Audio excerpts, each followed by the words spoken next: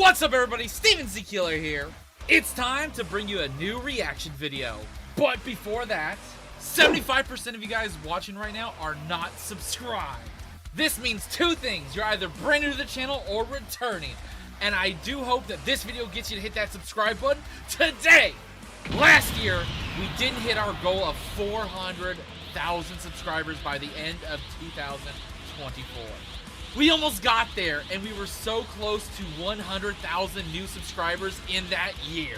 But I still need more people to join and subscribe to get my channel to hit 1 million subscribers. This upcoming year, the new goal is 500,000 subscribers, and I need you to hit that subscribe button today so we can hit it this year. I know we can do it.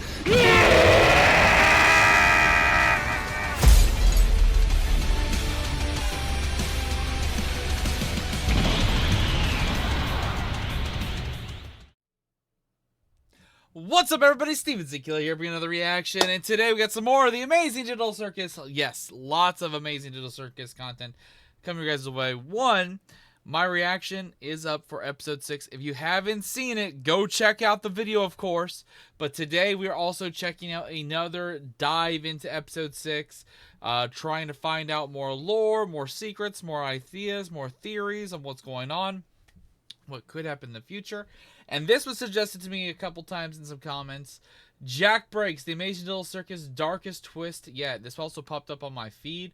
It's actually a brand new channel I haven't watched before, over 500,000 subscribers. This video itself had gotten almost 500,000 views in a day. Outstanding. And a lot of people are loving this video, so we're going to check out this one and see what it's all about.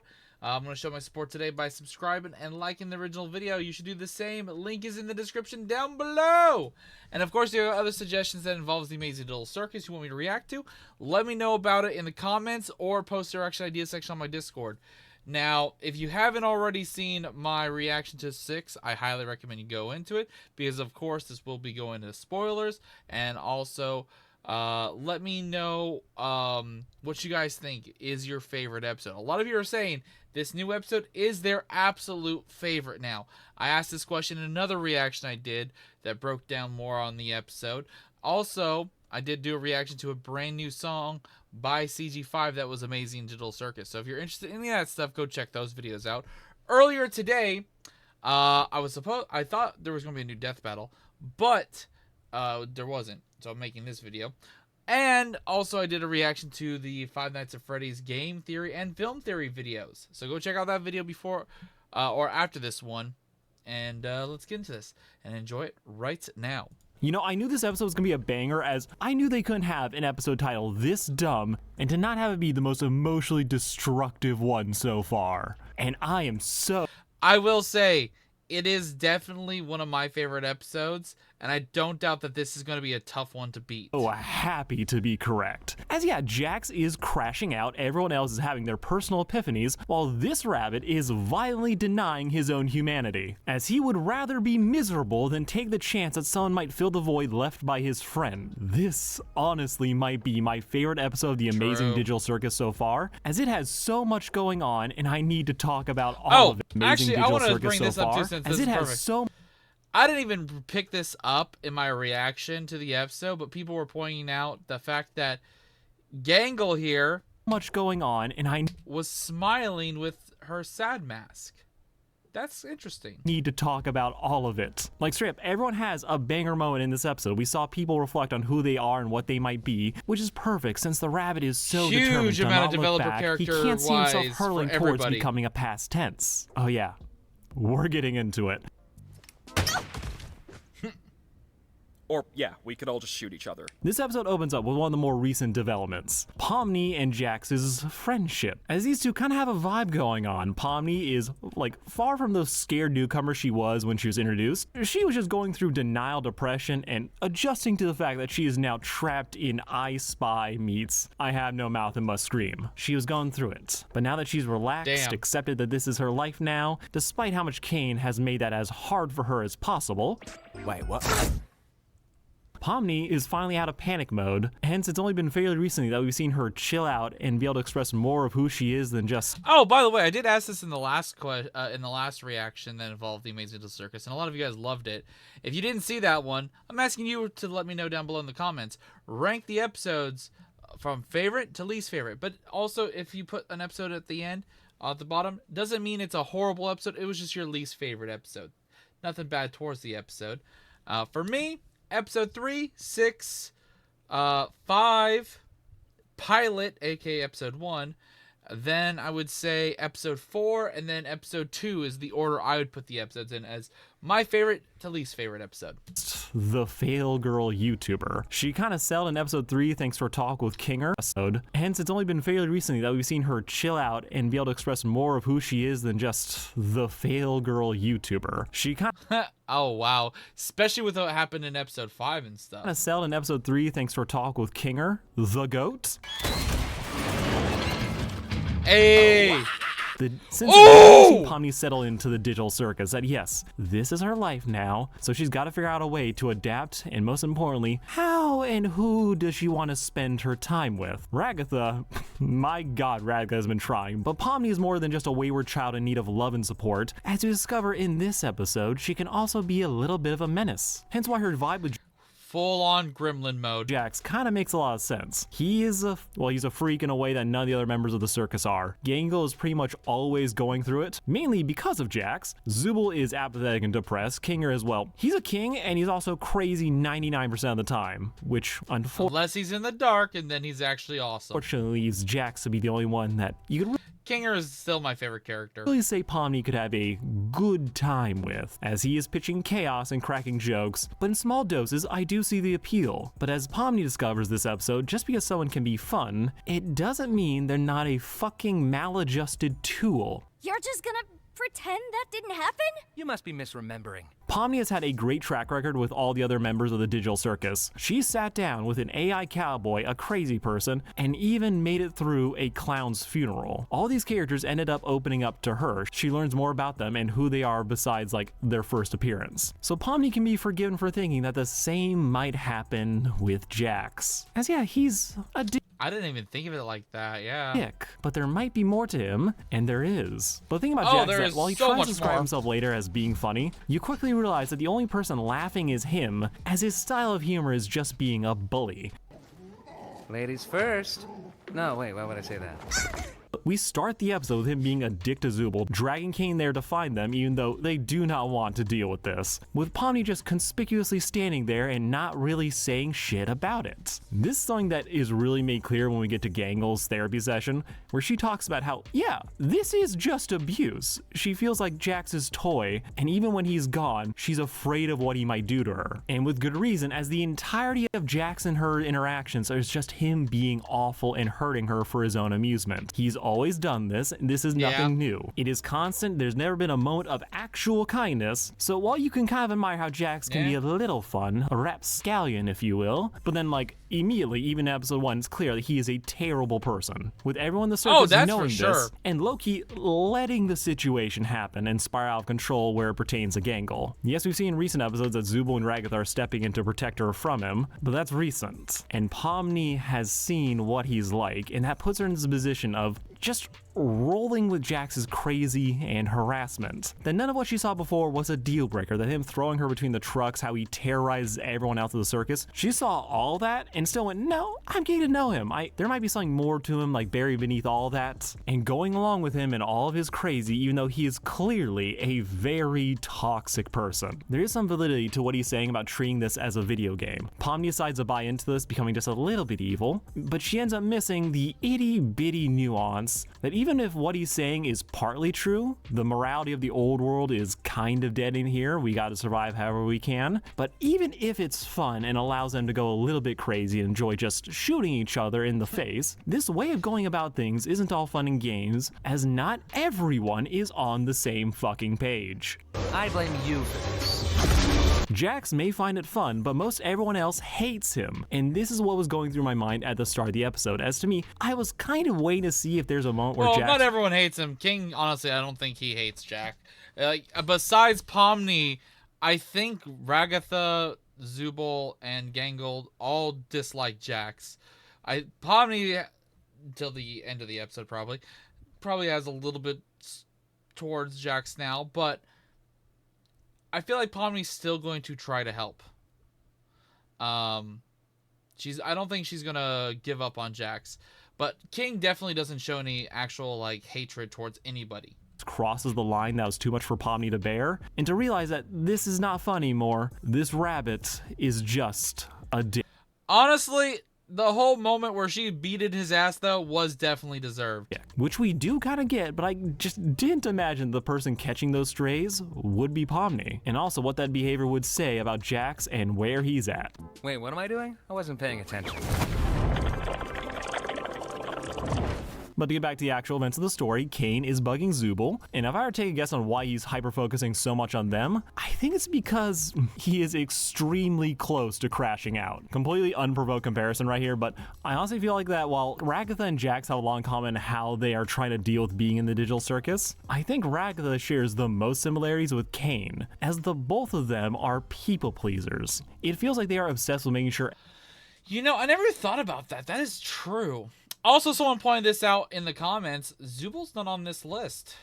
I didn't even notice it until afterwards, but why is Zooble not even here? Everyone is having a good time and everyone else is okay, all while being desperate for the validation of others. Like, did Caine take off Zooble to put him there? Because why would he actually even be there? Technically, he's not a character. He's just a host. For the digital circus itself, an AI host, not really a character. The key difference though is that while Ragatha is a little bit stressed out and just trying to make things work, she is capable of taking a breath and realizing that she needs to take care of herself. Meanwhile, Caine, for my money, I don't fully believe that Caine understands human emotions. He is a machine that I think is programmed to entertain the people of the circus. He's sentient, but that underlying directive is what guides all of his actions, so for him making sure everyone is happy is his main goal, but it's directly tied to his need to be good at his job, which for him correlates to being liked. Caine desperately wants to be a good boy. He wants people to be happy, yes, but he wants them to be happy because of what he's doing. If he were to step back and just let them do what they want, give them free reign to do like any world, just he doesn't like all that. the shenanigans, none of his directives or he wants the credit. maybe just introduce them when he wants, but he can't let that happen. He wants to be the direct cause of their joy. This leads him to just over-insert himself into everything, the games, the lore, obsessing over Zooble, who just made clear that they don't really want him. Hence why in the after credits scene, when he sees that no one voted for him, he starts to freak out, just like he did in his therapy session, as Caine wants to be liked, as that's a sign to his AI that he is doing a good job. But unfortunately, he's not a therapist. He was not designed to take care of fully functioning humans for this long. He probably wasn't even designed to be running for such extended periods of time, leading to a buildup of stress that he is clearly not dealing with. In fact, it looks like he's trying to erase memories to return. I also noticed that this is the first episode we didn't have a random weird moment with Bubble. Besides the camera stuff, Bubble was barely in this episode. Back to like normalcy. And I feel like this is the true irony of his character, that for someone who wants to be so involved in the lives of the players, he doesn't actually allow himself to be their friend. He always puts himself as the overseer. Yeah, besides being the camera, Bubble didn't really do much here. And then there's the other scene where Bubble's like watching King and Ragatha, and then it's the drum roll segment. So Bubble was only in like 3 kind of small segments of the episode and barely did anything. The game master, this game show hosting god, giving them half-baked quests and throwing a tantrum when they don't fully buy into like what he's selling. If you were to take the time to get to know them, to approach them on their level instead of lording over them the entire time, I feel like they could all create a much healthier environment than what they're living through right now. But he's not. Caine is incapable or unwilling to actually connect with them on a personal level, leaving him to flounder with how to satisfy them and his programming, which creates a very dangerous scenario, as while everyone else in the circus is maybe working through their issues and doing so together, no one has extended that same helping hand to Caine, who, if he were to crash out and abstract, it would just mean the destruction of the entire digital circus. That didn't even come... Caine himself abstracting, that would be crazy. That would just shut everything down, though, wouldn't it? And the demise of everyone inside it. This is not good. We should probably be all worried, but unfortunately, Caine... Actually, what if it breaks the program and they're able to escape because of it? Also, we still have yet to venture out into the void. That was a whole thing in the fucking pilot. Pomni saw shit or was looking in a trance when got brought back out of the void, and we still have seen nothing or any development on the void since the pilot. being miserable is also incredibly funny to me. Here, have guns. I don't care anymore. Also, completely unprompted theory, but this episode has me really wondering about the nature of abstraction, as we don't really know what it means. Jax mentions that when people abstract, there are clear signs that they were just in such a state beforehand, as, yeah, they're getting really close to their breaking points, and then it just happens. Part of me wonders, though, what is the actual mechanical means by which this occurs? Is it really just them mentally breaking down so their form breaks down as well? Or is there something else here? As, just to throw out this theory, that for a game that is a massive shit show, it does have some guardrails to it. It does allow players to actually meaningfully hurt one another. The censor bars are also there to keep it probably PG. All this stuff indicates that it really was a game meant to be played. So I wonder, Except for when Caine wants to say the word ass. if abstraction isn't what we think it is, that's not just people having their psychotic breaks, resulting in their avatar breaking down and becoming a corrupted blob that corrupts everything they touch, I'm now wondering that, given how obsessed Caine is with keeping people happy, maybe abstraction isn't just like a crash out. Maybe it's a broken part of the game. Think about it. If someone was in the game and facing some serious mental health issues, with the game detecting it, then it wouldn't be too crazy of a feature for a game developer to put in where the player in distress is automatically ejected from the game. They're having an episode and need serious help. So if we accept the fact that there is no way to escape the circus, that some part of the system is broken, then the game trying to eject players, hitting a wall, leaving the transfer incomplete, that could corrupt the original file, resulting I like that idea in theory. That would make a lot of sense. in the abstraction. This might be completely crazy talk, but it's fun to theory craft about exactly what is going on, as we've never actually seen someone abstract before, so it really could be anything, but okay. Yeah, we never saw the transformation. We've only seen when it's already been completely, like the segment has already like fully transpired, because they opened up the door and he was Cosmos was completely already mutated and transformed. Enough of the theories, let's get to the part where everyone gets guns. Tactical roll! I love King Come so on, much. Ragatha. Yeah, Caine just gave up and gave the kids guns. If everyone was on board, this didn't hurt as much as I think it does. I think this would be incredibly fun. It's basically a high-stakes paintball, or, you know, I naturally have to bring up the fact that Zooble brought up wanting to bang, which brings up the question of who they're interested in. Though given their extra hands, maybe it's just themselves. This possibility nearly breaks Caine's brain, as his desire to please hit what I can only assume is the PG restrictions. So he compromises by ignoring it, which, as we've discovered, is Jax's whole deal. But the teams are formed, Jax is separated from his victim as Gangle decided to team up with Zooble, who throughout the last couple episodes has really become her closest friend, which leaves Jax in a bit of a tough spot, as how can he be a funny man if he's not punching down? I mean, thankfully-ish, Pomni decides to be his partner, mostly out of, like, seeming necessity of keeping Jax away from Kinger, and Pomni's, well, delusion that Jax would open up in a actually meaningful way. But before that, I was blown away that Pomni actually reached out to Ragatha to be her partner. The two haven't gotten a true one-on-one just hangout, besides that time Pomni told Ragatha that it's okay to vent. And while this might be her dream scenario, Ragatha ends up pushing Pomni away, which given the situation, I actually don't find that surprising. See, I think I used the wrong term in my previous video, but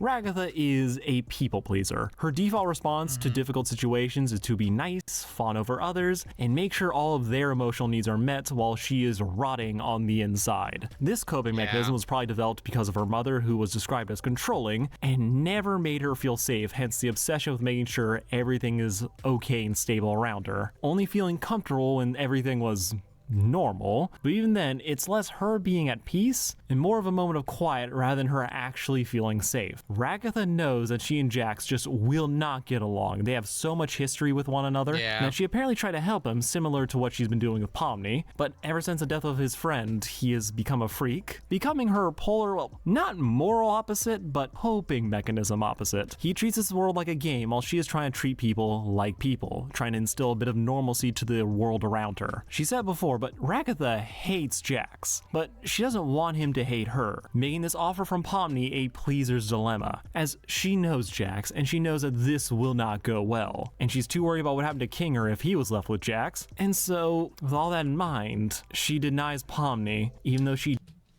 Thinking about it, though, there's really not that much interactions between Jax and Kinger throughout this entire show.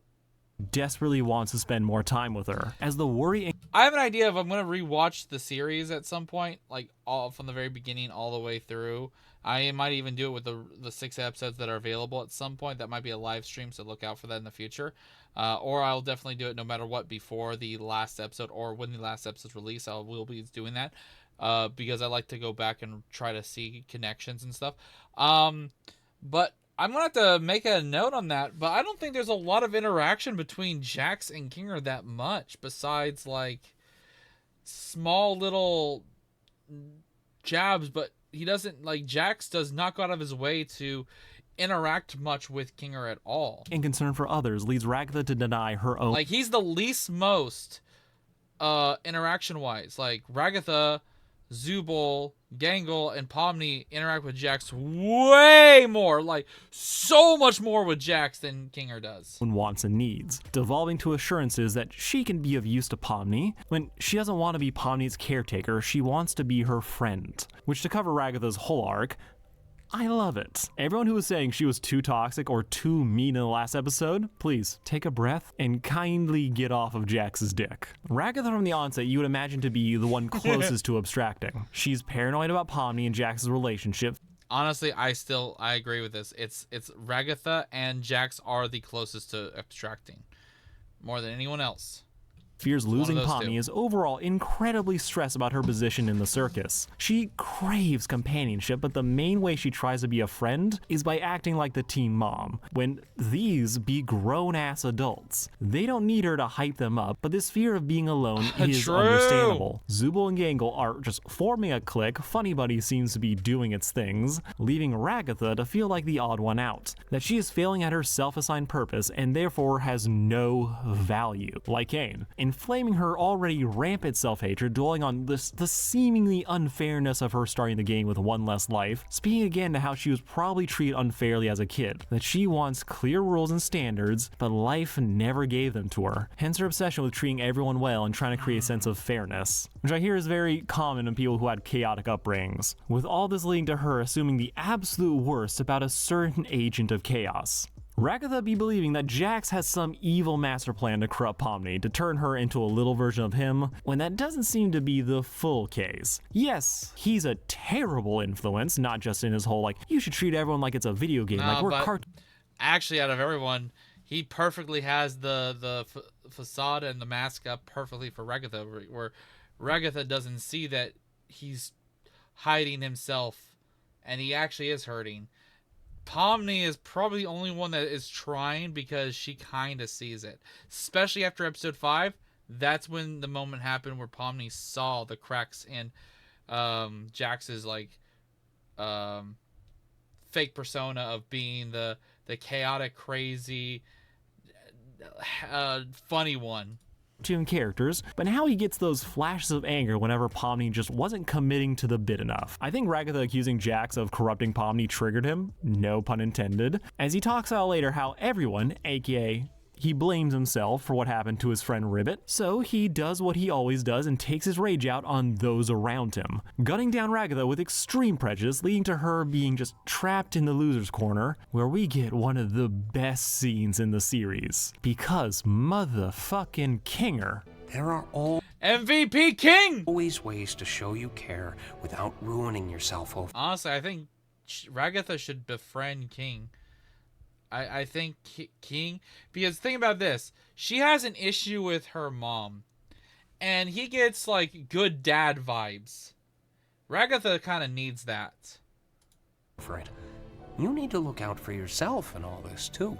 Kinger is the GOAT, and every time he's in the dark, he becomes just the best character, even though he is the funniest Hell when he's fucking crazy. yeah! He speaks to Ragatha, just saying, hey, you're okay. You don't have to do all of this. Her view of relationships on being helpful is a detriment to her own well. Like, I think that's also why episode 3 and episode 6 are probably my top favorite, is because just how much King is a GOAT in these episodes. Being that not every friendship needs to be one where they are hanging out all the time. Space can be good, and that it's not a sign that she made a mistake. She doesn't have to be useful and do things for others to be worthy of love. Ragatha isn't a bad person, friend, or any other word that was used to describe her. She's trying, and Kinger reminds her to give herself a break. That the others aren't her responsibility, and it's not healthy for her to be doing all the work in these relationships. I think it's so sad how Ragatha refers to how she tries to care for others and helping them as tricks. That she does. I pointed that too in my reaction. I said the reason is bad is because you yourself are saying these are tricks, these are manipulations for them to see you as a friend. Why are you faking your shit? Don't. Doesn't see herself as worthy of love, hence the language around trickery. She seems to struggle to think that the affection others have for her is genuine and unconditional. Ragatha is doing too much for others when she needs to take a breath and love herself, which is a lesson that pretty much everyone at the circus needs to hear. And it's one that a lot of the characters are accepting, with one massive exception. If I led you on, it was just to make this part hurt you more. This is a fantastic moment for the both of them. Kinger, when he's in the dark, always drops bangers. And I love the inclusion of him talking about his own sense of regrets, as we don't really know that much about him. So him saying like, yeah, there are things I blame myself for, and how that's just perfectly ambiguous enough to where we don't know if he's talking about Queenie, or if he might blame himself for creating the circus. As Kinger is a king, this could be his kingdom, and that's it's an ongoing theory, and especially with this moment here, the theory of him being a dev, or the CEO, or one of the beta testers, or some type of influence towards the creation of the digital circus itself. That theory is getting stronger and stronger every time he does stuff, and this is a huge one right here. Suspicious that he just pulls a healing butterfly out of nowhere that Caine definitely did not create. This is some Neo in the Matrix type BS where he is definitely altering the code around him, or he has simply gone so crazy and everyone's form really is tied to their mental state that his lack of sanity is just allowing him to manifest things into the game, which would be very sweet as you imagine he's yeah, that would be interesting too. Really giving a part of himself to heal Ragatha. But their little talk, perfect. This has been a long time coming. Well, I think it's also cool little symbolism because of the fact that his wife was really into bugs, got him into bugs because of her and his love for her. And then after she left, he still has the bug collection, so a whole butterfly thing still sticks with him. Coming for Ragatha, and I fully have gone from worrying about her mental state to just knowing she's gonna be okay, just like Gangle. You deserve better than thinking about him when he's not even here. You're a human. You're not his toy.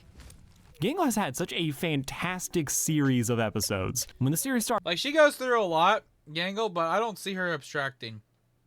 I think her and Zooble have the same percentage chance of abstracting, and it's very low. I think the ones that have the highest chance is Jax, and I think he's like really high up there, like probably above Ragatha now. But Ragatha still is in danger of abstracting, I feel like. She was Jax's victim. They were playing for comedy.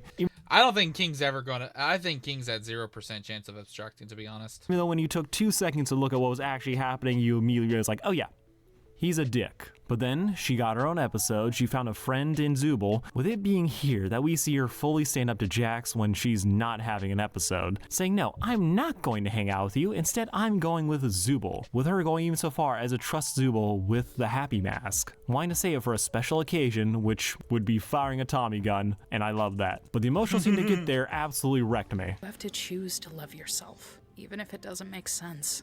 It's not natural, it's intentional. Now, this might sound bad, but I mean this in the most positive way. I feel like a lot of this episode can be described as the amazing digital circus saying the subtext out loud. From Jax's view that this world is just like a video game that he can use for his own amusement, to Gangle being Jax's actual victim and all the negative mental damage that has come along with it, Gangle is terrified of Jax, and he has made it his life's mission to mess with them. And that has left Gangle terrified of the idea of him getting revenge for the smallest slight. But it's here that Zooble comes in so goddamn clutch, talking to Gangle about how she can't let her fear of him consume her even when he's not there. That Gangle's sense of worthlessness, that what makes her different doesn't make her less than anyone else. I love how the show managed to work in the various gimmicks of their avatars into different types of, well, metaphors for mental disorders. From Zooble's more obvious body dysmorphia to Gangle's more ambiguous condition that probably isn't bipolar disorder at this point. But while everyone is struggling, Gangle has been the one that has been just most visibly going through it, mainly due to a particular outside factor making everything worse. It seems like with Gangle, she struggles with being happy. It seems like she's always struggled with feeling good about herself, which is why this moment matters. But yeah. Self-love isn't innate. Everyone has issues and struggles, which is why it is an active choice to try and love yourself. It helps her feel like she's okay and she's not broken because of this, well, situation. Everyone goes through something like this, and that means it's possible for anyone to choose self-love. Something that's proven when Gangle chooses to wear her happy mask to fire bullets at Jax. And even after the mask is broken, she's still smiling. One of the best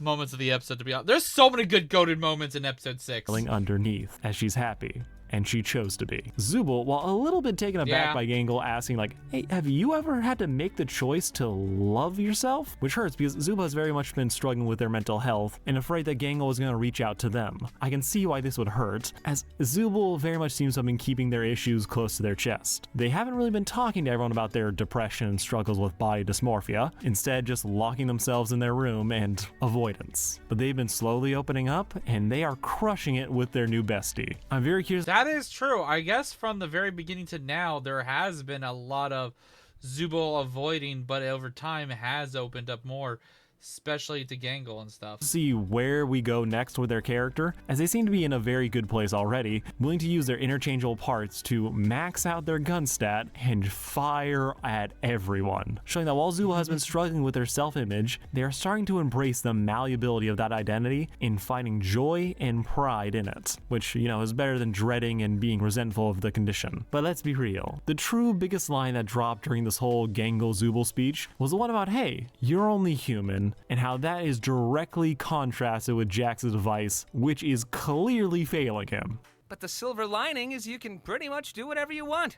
Now, I cannot understate how much I hate Jax as a person, but I do love him as a character. Awful to be around, and I just would have a restraining order so quick. But in being this much of a mess who's clearly struggling to maintain his sanity in a virtual world, ooh, I am loving all of this. Even though all of his issues right here have been telegraphed so heavily since episode 1. I mean, I think I clocked Jax's whole nihilism mechanic back in episode 2. NPCs as toys for his own amusement. And if you want a real red flag, he uses violence as a means of catharsis in a world that he can do so without consequences. He's basically an early Flowey or Simon. He treats everything like a game, as that's the only way he can mentally survive, as if it's just a game. I know Flowery, I don't know the other character. None of it matters, and he really needs none of it to matter, or else he'll crumble under the weight of everything he's done and all of the pain he's feeling. I do believe there's some validity to Jax's mindset. Yeah, this isn't the regular world. This is a video game. We do not have to play completely nice all the time. Running around and firing guns is a good way to cut loose and enjoy the few perks of being trapped in the digital circus. But again, that mindset only really holds up and works if it's done in small doses and if everyone else is on board with it. Jax, in contrast, basically takes just the worst, most extreme position he can, treating everyone terribly, trying to say that it doesn't really matter, it's not serious, bro, even though he gets immediately heated the second the joke's on him, as it does matter, and he knows it. I truly think that there's something brilliant in how Jax tries to talk about his character like, oh, I'm just an archetype. After a while, everything else fades away, and you're just this. You can basically hear him screaming, I am not a jerk with a heart of gold. I am just a jerk. Stop trying to be my friend. As having a friend would mean he have to acknowledge that this isn't just a game. He is not a cartoon character. And I think for him, that is the scariest thing imaginable, as it would mean facing the fact that all of this is real, and that he can't keep denying how he feels. As, to quote the ship, all this is real, and he may have lost someone really close to him. and actually lost them, and he can't accept or wants to face that reality. No. Sometimes it all just feels pointless. Yeah. But it's not. Not if you have people who care about you.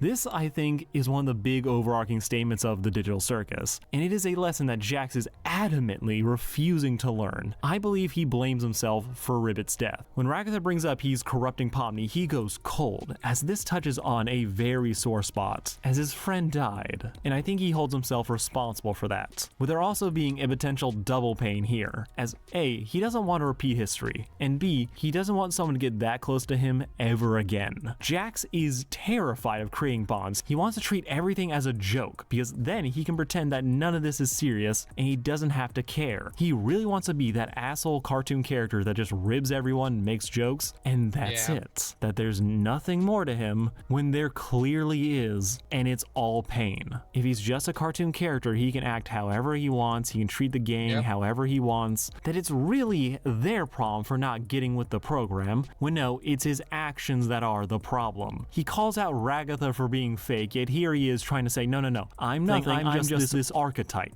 Bro is the What the fuck just happened? fakest person here, and he always clearly has been. But that's the beauty of it. When he's exasperating everyone else, it further isolates him and makes it easier for him to have this devil-may-care attitude where no one likes him. Hence his massive crash out when Pomni tries to give him a hug, as at first he likes it. And then he realizes what's happening and proceeds to try and push Pomni away, who, to her credit, has been very much going along with all of Jax's things this entire episode. She's trying to embrace being evil Pomni, which was just the other version of herself in the last episode. She finds some joy in this, as being the villain, it can be fun from time to time. But once all the people are gone and she catches Jax's mask slipping, he's bummed out when he got another reminder of Ribbit and the potential of what Pomni might mean to him now. He recoils the second she tries to have an actual, real talk with him, and he proceeds to lash out, which is a massive betrayal. They had fun, they talked, he did actually open up, but the second Pomni tries just a little bit to take things seriously, all of Jax's worst instincts. Second Pomni tried this moment right here of his eyes widening with a big fucking smile, that's him putting up a shield. Is just a little bit to take things seriously, all of Jax's worst instincts come out, denying everything that they did today meant anything, demanding that Pomni shoot him, as he'd rather be hurt than loved. Plus, it would get him out of this whole conversation. And I cannot undersell how much Jax's voice actor, Michael Kovac, crushes. Yeah, he did a good fucking job. Hearing Jax say what he did and the performance was crazy. It here. You are my playthings, and I get joy out of making you suffer. Also, hearing these lines in also N's voice, kinda, because Jax and N's voice are pretty much almost the same, just slight differences, but character-wise, oh my god. You feel every venomous barb, every ounce of pain in his voice as he tries to drive Pomni away and commit to this self-flagellating shtick. Taking it from low blows to hell, telling Pomni that he would forget her and move on if she were to abstract tomorrow, which is her greatest fear and the thing he knows will hurt her the most. I honestly thought that Pomni was going to turn that on herself right Same! here, as, I thought she was going to go... You know what I mean? F you to Jax. But instead, she throws hands. And I was way happier about this. He needed his ass beat. And also, I kind of wish he kept fighting. I think if she fought him a lot more, maybe she could have got through to him. I think if she just kept going. Fight back! She should not have let him walk away. You crazy? Before that, we do see Jax fighting the urge to console her, and instead he wants to be nice here. He wants to, he knows what he just said is wrong, but he can't let it out. He cannot let himself care, so he defaults to being a dick, saying that she can't take a joke, which, given how Gangle's language is so reflective of, abusive relationships, romantically, friend-wise, I still say this is an abusive relationship, saying that it's just a joke thing, perfect. as yeah, he really is that guy. But while Pomni is beating his ass, he just doesn't fight back. He can't bring himself to hurt her, and I feel like he's also just shocked by Pomni reacting like this, as he is so used to people not caring about him, to just blow him off and to walk away, which would allow him to keep living in denial. When Pomni is bringing the heat, he's just trying to hold her back, and despite everything he just said and how he's been hunting down the rest of them like they were prey, he does care about Pomni. She means something to him, even if he wants to deny it with every fiber of his being, and denial is a huge part of Jax's character. And that's what also caused, I think, his panic attack. As he doesn't want to acknowledge all of his trauma, he doesn't want to acknowledge Because that was definitely a panic attack that he was having in this bathroom. And that could have also led to him abstracting at the same time. all of his pain, and he doesn't want to acknowledge how he feels about all the people he's lost up until this point. Which, with this idea in mind, I think it does really recontextualize an earlier scene that was played off as mostly a joke. As we did see Jax freak out about, like, his tail disappearing, even though we have never seen him with one. This is hilarious, it's weird, it's out of nowhere, but Jax did seem actually perturbed by this revelation. But given the recent context, I kind of have a new theory about what's going on here. That Jax losing his tail is symbolic of just his refusal to look back. He wants to live in the moment, torturing the others, refusing to more acknowledge the past, even as he is haunted by it. Hence, he's begun to start losing sight of himself, as he tries to Although he has his tail back in episode 6, and that's not really explained. Default to this jerk trickster archetype, hence him losing his tail. As if we believe that abstraction is a form of self-manifestation, of a mental break so great that people lose sight of themselves, then we can take this idea of characters changing their physical form one step further. Kinger in this episode was able to affect the world by creating these health butterflies. Pomni, just through sheer rule of cool, was able to do an impossible shot. She entered and got adapted to the Toon Force. Ragatha used Toon Force to blast Jax's bullet right back at him. This could be a sign that characters do affect the world around them, they just don't realize it. Then it wouldn't be too much of a stretch for Jax, who wants so badly to deny parts of himself that he ends up losing a piece in the process, hence the missing tail, which mysteriously returns this episode. And I wonder if this has to do with him opening up to Pomni initially, so given what just happened, he I see where you're going with that. That's actually not a bad idea, theory-wise. might lose it in the next. Now, when everyone meets up again, Pomni and Ragatha are Oh, we definitely gotta check out. Whenever the episode 7 comes out, we gotta focus on seeing if his tail's there or not. Because if he loses it after opening up with Pomni, that means he opened up and it got part of himself back. And if he lost it because he pushed her away like he did, okay, I see. like, oh yeah, we're gonna need to talk after this. Ragatha just wants to apologize for how she was acting, and Pomni just is like, I need to talk about Jax. Meanwhile, the bunny boy is hanging in the back, refusing to interact with the others, as he is ashamed, and he's also having a panic attack as he rushes into the bathroom. God, you look stupid.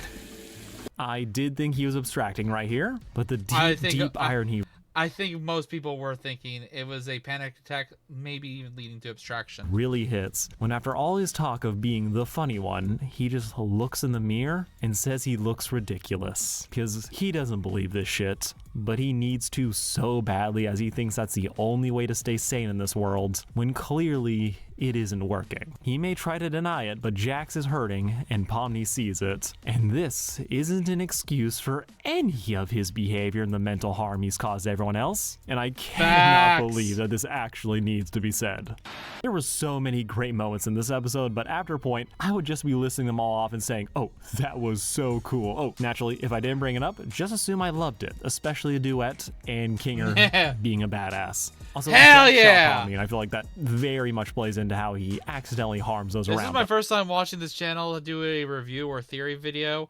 I like the style he did. Enough about that. It's probably going to be its own video. I think the thing that really puts this whole episode above and beyond for me is the writing. We've seen these characters come such a long way from episode 1, where they did feel like archetypes with hints of how they were coping in the digital circus. But here we are 6 episodes later, and we see so much of them. We see them And healing, only 3 finding episodes friends, left. sharing the burden of being trapped here, with it only being those who are pushing others away that are now suffering. Jax is one bad day away from having a full-blown Gangle and Abstraction. Caine may just be a computer program, but he is trapped in here just like everyone else. Jax and Caine both suffer because they are unable to connect with the others, and that is driving them to madness. There is always so much going on with the show, but it never feels like too much. It is perfectly paced with jokes, quiet moments, and everything in between. I may have been slow to get on the hype train for this show, but let it be known that I will sing the fuck out of its praises. Also, I need to really update this title as it's super out of date. Also, I mainly did because I figured someone else who was meaner would want to use it one day.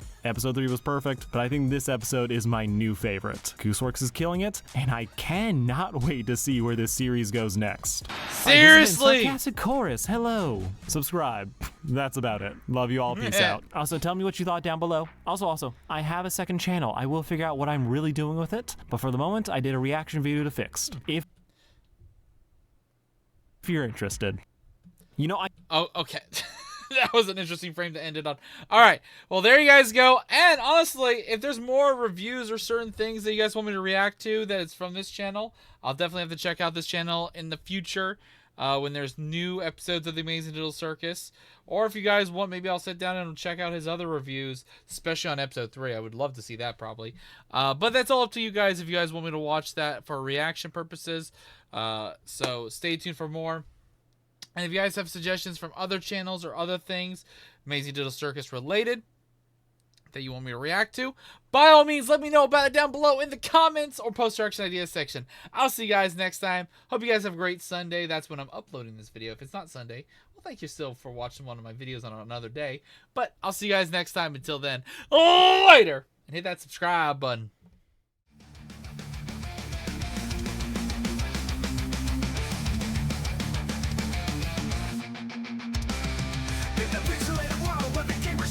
There's a name that shines bright, bringing joy to the night.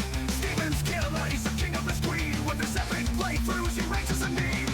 Laughing out loud as we watch him explore. From horror to laughter, we can't help but want more. With a heart full of passion, he shares his delight. Steven's killer, take us on another